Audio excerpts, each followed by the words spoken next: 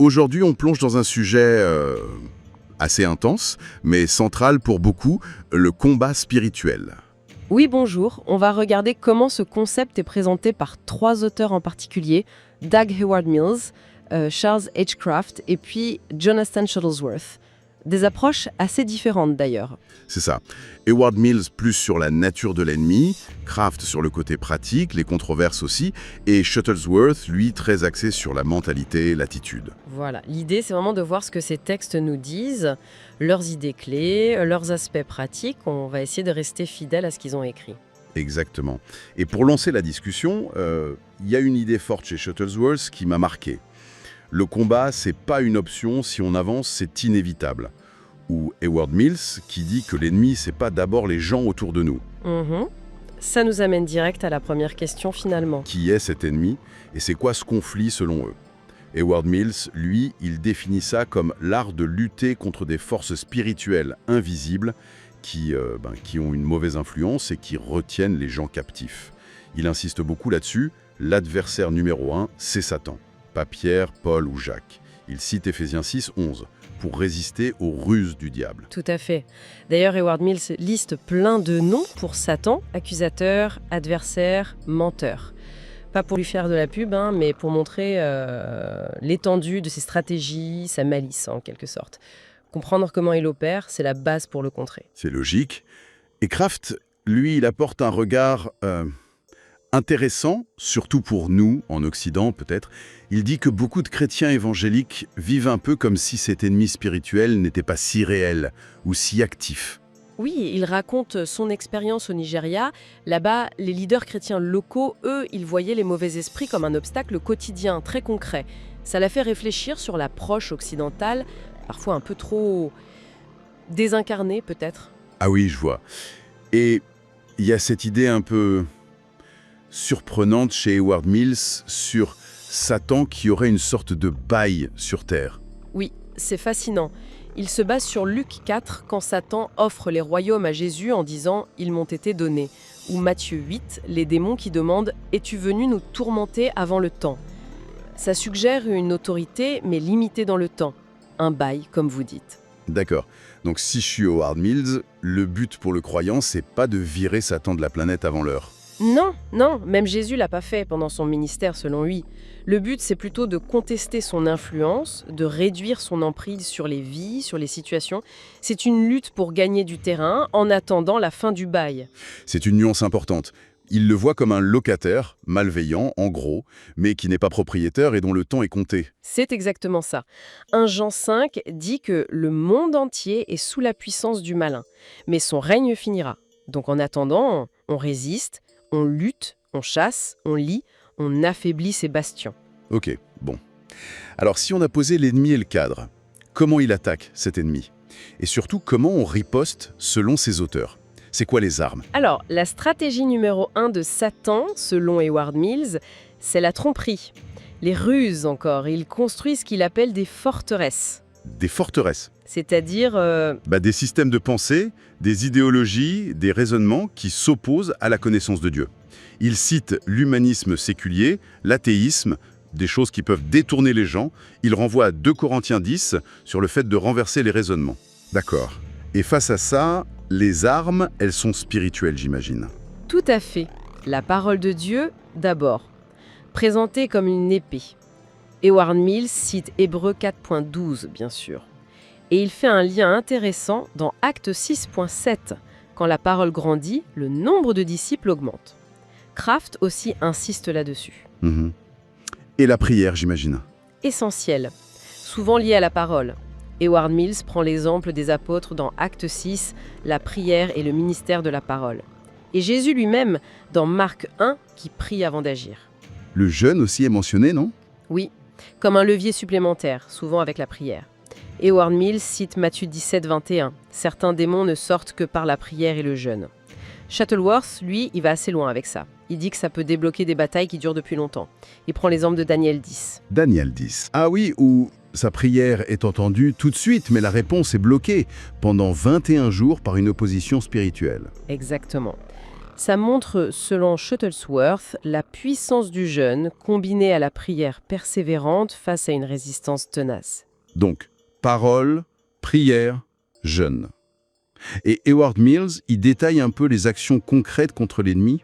Oui, il parle de lutter, chasser, lier, renverser les forteresses et contrer le mensonge par la vérité. Ce sont différentes manières d'agir pour déloger, neutraliser l'influence adverse et faire avancer le royaume.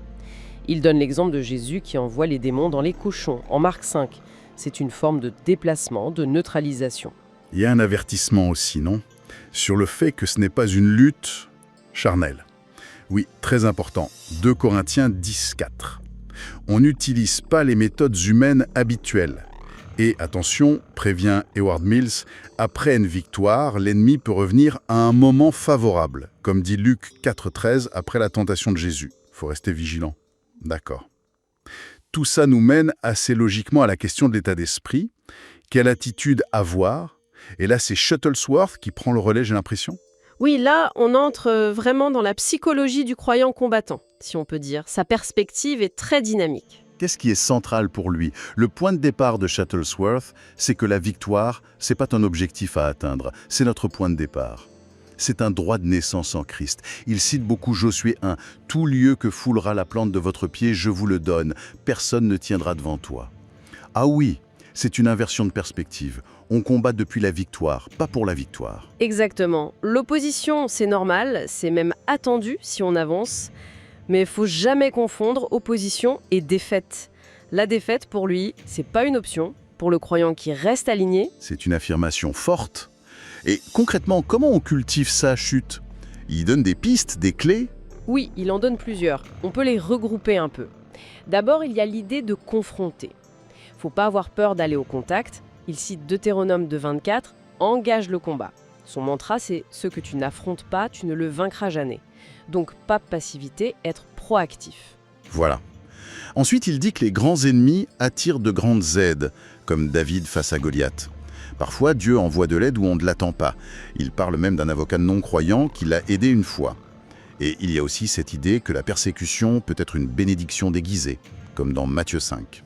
C'est assez contre-intuitif ça, la bénédiction dans la persécution. Quoi d'autre comme clé? Un autre point crucial, c'est le lien entre la vie juste et l'audace. Proverbe 28 dit que le juste a de l'assurance comme un jeune lion. Jésus dit, le prince de ce monde vient, il n'a rien en moi. Le péché, ça rend peureux, ça donne prise à l'ennemi. Logique, intégrité égale force. Oui. Et il insiste aussi énormément sur le fait de garder sa joie.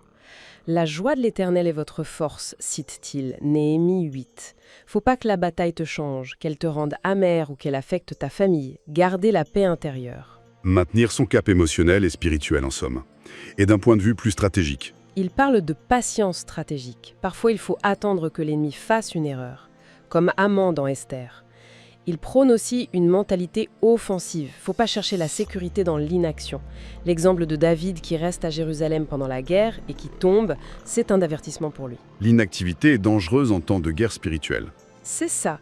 Et puis bien sûr, s'entourer de gens qui ont la même foi, la même vision, et enfin lier sa vie, ses projets, ses finances au royaume de Dieu, par la dîme, par la sainteté, pour que Dieu s'implique et combatte pour nous. Les portes du séjour des morts ne prévaudront pas contre l'Église, mais il faut que notre vie soit bâtie sur ce roc. Ça donne une image du croyant très engagé, responsable. On voit bien les différents angles. Et Howard Mills pose le cadre, Shuttlesworth motive les troupes, et Kraft, lui, il soulève les questions qui fâchent un peu. Exactement. Kraft, il met le doigt sur des points de débat, surtout dans les milieux évangéliques. Est-ce qu'un chrétien peut être démonisé? Est-ce qu'il faut une guérison intérieure avant la délivrance? Comment on fait la délivrance? Et c'est quoi cette histoire de guerre spirituelle cosmique? Des sujets chauds, effectivement. Il clarifie cette histoire de niveau de guerre au sol et cosmique. Oui, il distingue le combat au niveau du sol, ground level, qui est plutôt la délivrance individuelle, l'aide aux personnes opprimées, et le combat au niveau cosmique, cosmic level, qui concerne des influences spirituelles plus larges sur des territoires, des nations, des cultures. Pour lui, l'autorité donnée par Jésus aux croyants s'applique aux deux niveaux, même si les méthodes sont différentes. D'accord.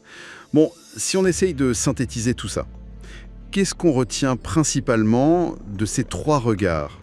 D'abord, que pour ces auteurs, le combat spirituel, c'est pas une option B, c'est une réalité incontournable de la vie chrétienne active.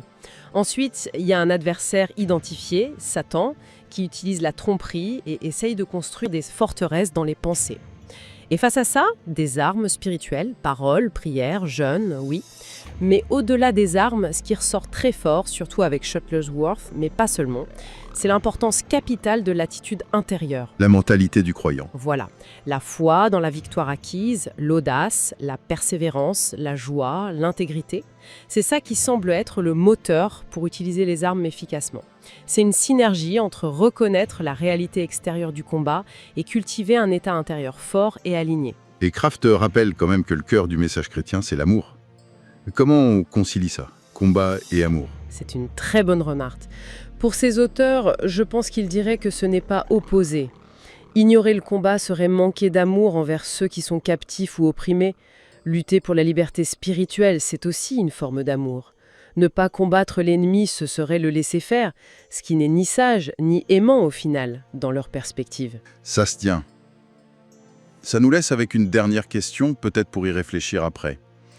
Si, comme dit Shuttlesworth, la confrontation est nécessaire pour avancer, et si la victoire est assurée par Dieu pour celui qui marche droit, alors le plus grand obstacle, c'est qui ou quoi? Est-ce que c'est vraiment l'ennemi extérieur, ou est-ce que c'est plutôt nos propres peurs, nos doutes, notre hésitation à nous engager pleinement dans ce combat? Une question qui remène chacun à soi, effectivement, à sa propre foi et à sa propre détermination. Merci d'avoir partagé ce moment avec La Cité s'édifie sur la Cité verte. Que la lumière divine guide ton chemin et que la paix du Christ demeure dans ton cœur.